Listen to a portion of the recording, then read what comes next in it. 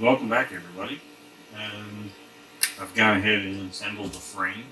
I'm going to jump in a little bit of that video of the assembly process as I put the frame together, put on the linear rails, and a few things that I ran into, and a few things I found out.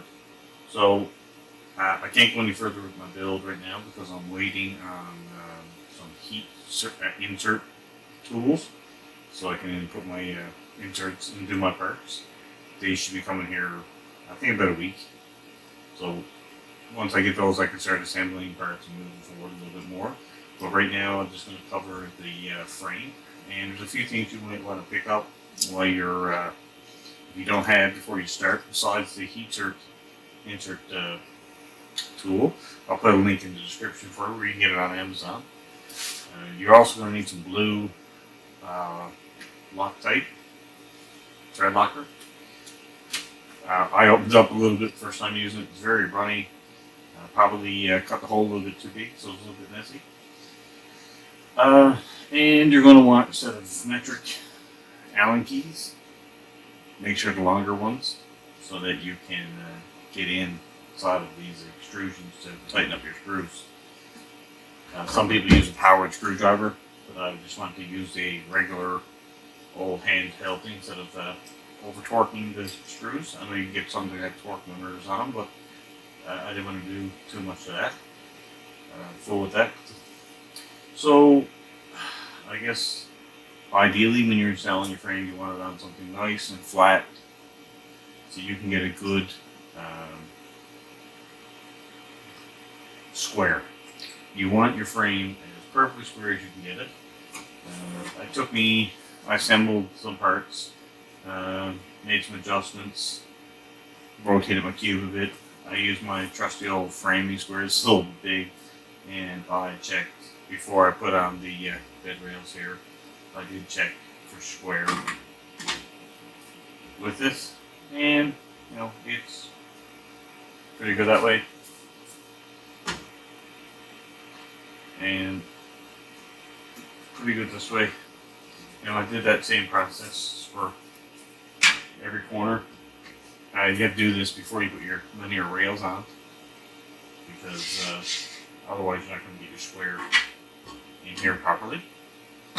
So I did that. After this was all squared up, I used the printed spacing tools. Because two of those you should make sure you print out and keep them. I printed them in black.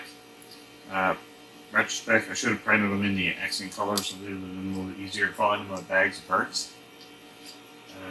So it doesn't explicitly say it in the instructions, but these bars here, extrusions, which will support the bed, when you go to fix them, they're going to use the M5 T-nuts.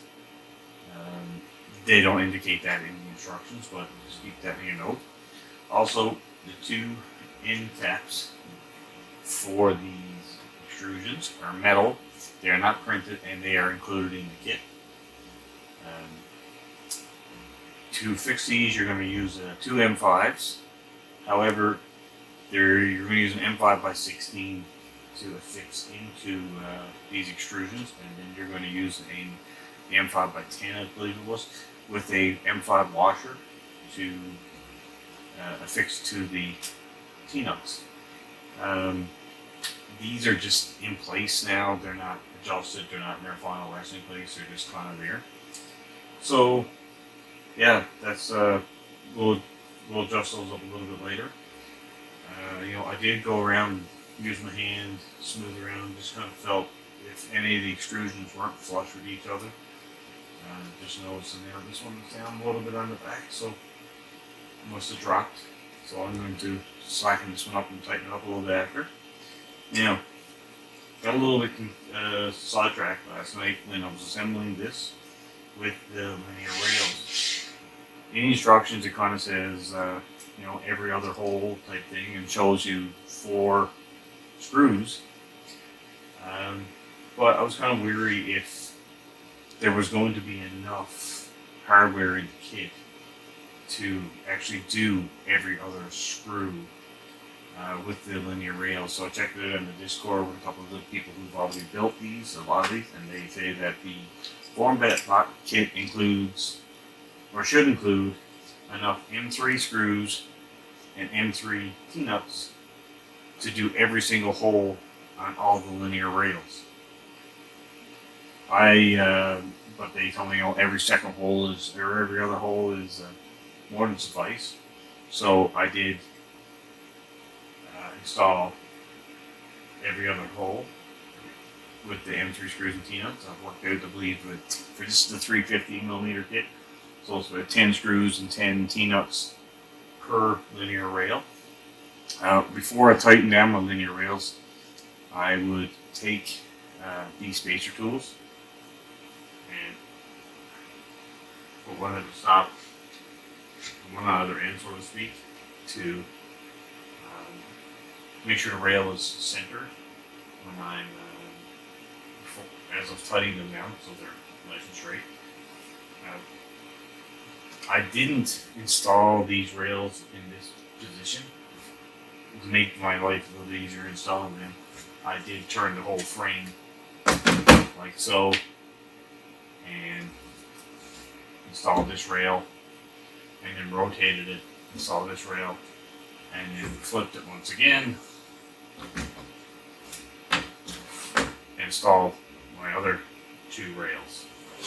So that's worked for two about for now. I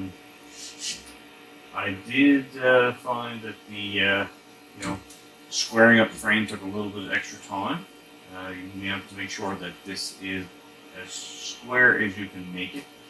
I will probably check it again before I continue on with my additional installation of parts. But it's pretty good. I'm noticing another little spot here that might have slipped down during the installation assembly. But yeah, so right now we're got our kit fully assembled. I do have all my parts printed, all the cosmetic parts, as with the exception of the parts needed to fix the panels and doors and things. But all my skirts are printed. The filtration system is printed. So I'm pretty hopefully that once I get my heat insert tool, that the build will move ahead a little bit more quickly. So yeah, so this is all it for now, and looking forward to having a little bit more information later on. It's this part took my time. It's probably the 2-hour build. Some people probably do it quicker, but I was really taking my time and making sure that the extrusions and everything's the frame's really square, all sections of it. Anyway, that's it for today, and I hope we'll have a new video soon, and we'll be doing some more assembly. Alright, thanks.